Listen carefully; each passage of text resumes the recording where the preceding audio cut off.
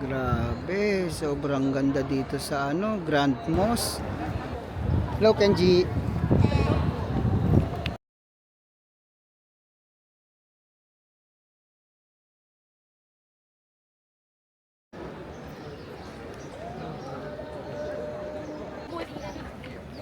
Yes, mashallah.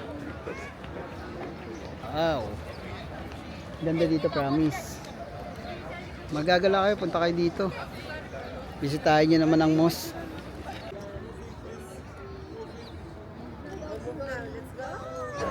Bago ako makapasok dito, may dress code pa sila dito. Hindi ka pwedeng pumasok dito ng nakasando, naka-shorts. May dress code talaga silang pinapatupad dito.